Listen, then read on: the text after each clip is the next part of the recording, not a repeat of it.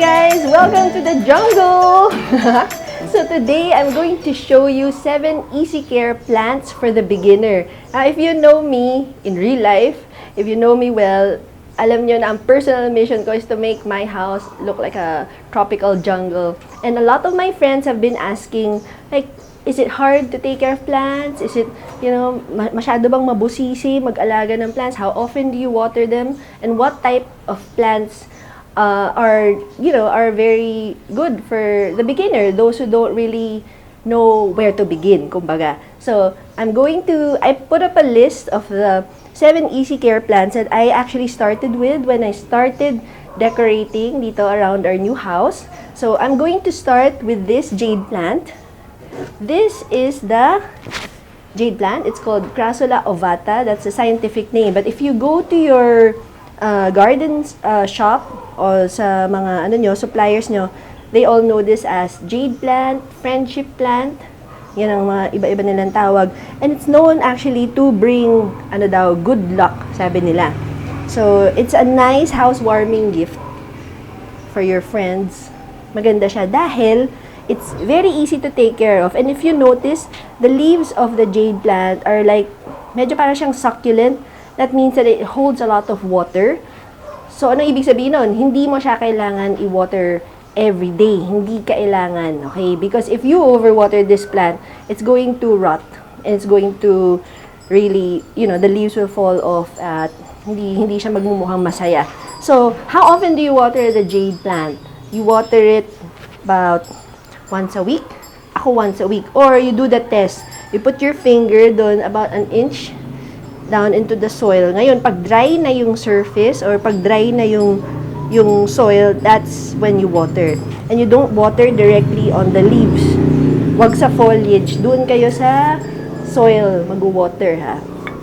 Now, ano naman ang requirement nito pagdating sa light? Don't put it sa direct light. Ayaw naman yun ng masyadong mainit because you will end up scorching the foliage. So, lagay nyo lang siya sa maybe beside the window or sa porch nyo. It likes bright indirect light. So, that is the jade plant for our easy care plant list. That's plant number 1. Now, we move on to something a little different. This is the Boston fern. Now, if you notice, very common ang mga ferns, especially here in the Philippines. Guys, those who are watching our channel, I live in the tropical country, Philippines. So, it's hot and humid here almost year-round. And sometimes, meron kaming mga months that are very, rainy. So, meaning 2 seasons lang tayo. This Boston fern is the perfect plant for beginners because hindi siya maselan. And this is a variegated type. If you notice, I'm gonna put it closer to the camera. There is a parang camo effect doon sa foliage, and it's really beautiful. It's a showstopper. Pwede siya you can put it in a hanging basket, or pwede rin siya sa you can put it in a big clay pot so that it has more room to grow. Tapos itong fern, you don't water it every day, ha. Maybe I would say every 3 days. Based on my experience, every 3 days. Because it doesn't want naman to be too dry. Yan. And then you will notice, pag may new growth, yan, nagkakaroon siya ng mga baby ferns sa back. So make sure that you don't put this under direct sunlight because you will definitely burn the foliage. So, bright indirect light. Okay, plant number 3. This one is really a very very prolific grower siya. This is the Hoya Australis. Now, it's kind of big already. It's in my basket. Now, if you notice, the leaves of the Hoya Australis are round and waxy. At saka, pag hinawakan mo siya, medyo medyo parang succulent siya. So, that means that this plant does not like a lot of water. Hindi rin everyday to dinidiligan dapat. I would say based on my experience, every 4 to 5 days, I water this directly on the soil. And yan, it grows long. And it actually likes to, nag-creep siya, at saka pumupulupot siya sa mga, ano man ang pwede niyang puluputan. Like, later, I'm gonna show you one as big as this that's already taking over my studio. Actually, nakakapit siya doon sa grills ng ng studio ko. It's very nice. I love the Hoya Australis.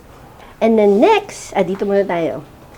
This small one here is very, very simple to take care of. This one is called the, ano ba to? Peperomia Abruzzifolia. Now, there are many varieties of peperomia, but for me, this is a very good peperomia to start with because it's, number one, it's easy to take care of. You water it about every once a week lang. Don't go crazy with the watering. And it likes indirect light, bright indirect light. Out in the wild, sabi nila, this grows daw in the understory, meaning sa mga, sa mga branches sa ilalim ng mga puno. They grow there, growing dun sa mga debris na galing sa soil, sa bark ng trees. So, kailangan ang soil niya medyo, what do you call it? Medyo maraming, medyo light siya. Ganyan. It has to be very light, hindi masyadong compact. So that it won't have root rot because we're trying to avoid that. So, remember, Peperomia Abruzzifolia. It has very nice dark green, shiny leaves. Next, this one is very famous. Actually, this one is quite common, no? Especially here sa atin sa Philippines. This one is the golden pothos. Okay? I think some call this money plant. Basta iba-iba yung tawag nila. But if you go plant shopping, you just say, meron kayong pothos. For sure, may sila ipapakita. This one here, I put it in a stake. Tapos, ang goal ko dito, papagapangin ko siya pataas. Yan. This is my golden pothos. Now, pwede mo rin siyang, you know that this plant is semi-aquatic. See this? Oh my gosh. It's like a monster. Okay. So, semi-aquatic siya. This bunch, I keep here sa aking, sa aking big jar. Look at that. Meron na nga siyang new growth eh. I've had this for, over a month. Actually, this came from a cutting from a neighbor. Hiningi ko siya sa neighbor ko. And it just loves staying here in my studio. Ayaw niya ng masyadong bright. Because, pwedeng masunog yung leaves niya. As in, magkakaroon siya ng, brown markings and holes on the leaves if you put it in direct sunlight. So that's our golden pothos. Next one is I'm sure nakita niyo na to, Sansevieria or the snake plant. Now, the snake plant is like, hindi siya cactus eh. Well, it is like a succulent because it really absorbs a lot of water. So that means you don't water it every day. Water nyo lang siya. Kami dito sa house, you water it once a week. And same with the peperomia, the soil should be a little airy. Ayaw niya ng masyadong, heavy na soil. Now, itong snake plant, medyo prone siya to mealybugs. So, when you see yung mga white, markings, those are actually insects. So, what I do is, I get a rag and then I just wipe it down. Ganyan. Maybe every week, I wipe it down. Ngayon, maganda rin, sometimes you mist your plant and you wipe it down with a clean cloth to aid in photosynthesis. So, yung isa kong tip sa inyo.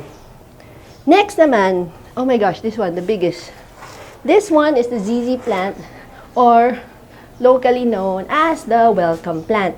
A lot of houses here in the Philippines, they put this by the entrance of their house or dun sa may front door nila because it's supposed to bring good luck to the owners of the house. So, it's called the welcome plant. So, if you go to yung mga plant shops, yan ang pwede nyo tanongin sa kanila, meron ba kayo ZZ plant or welcome plant?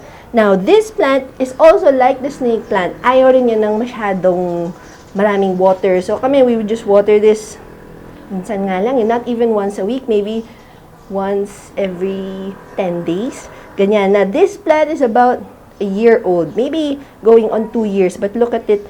It's so big and so heavy. And I like the shiny waxy leaves because it actually looks like a sculpture, diba? That's why I like the welcome plant.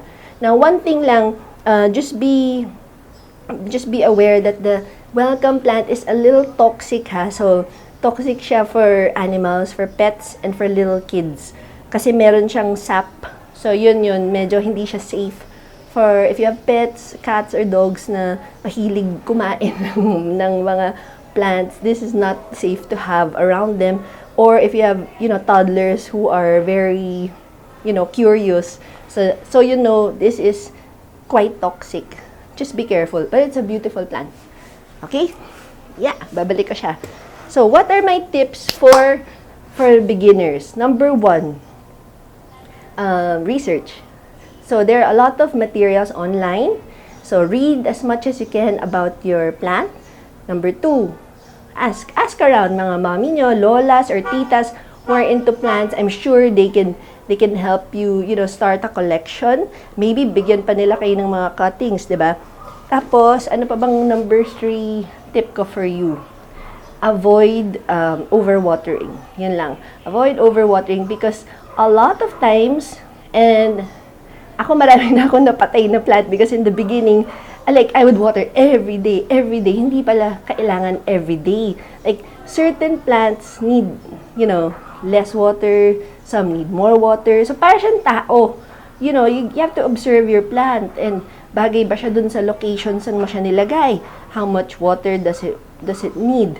Yung mga ganon. So, don't overwater. Just, go easy on that. Maybe, do the test first. Yung sabi ko nga, di ba? Lagay niyo yung finger nyo, maybe an inch down into the soil. Tapos, pag dry na siya, that's when you water. And, basically, that's it. And then, it's nice to have plants around your house kasi it brings, nature in. And it really, for me, it relaxes me. And it's nice to take care of plants kasi you get to see, how they grow, how they multiply. Masarap mag-propagate eh. Next video, maybe I can teach you how to propagate some of these plants. Paparamihin natin sila and we can, make little new plants for you guys. So, thanks for joining me today. I hope soon, makastart kayo ng inyong indoor garden or your own collection of plants. Tapos, let me know how you're doing with your gardening so that we can exchange notes. Diba? Okay, so next video, isipin ko anong topic natin. Siguro, we can do propagating naman next for our gardening video.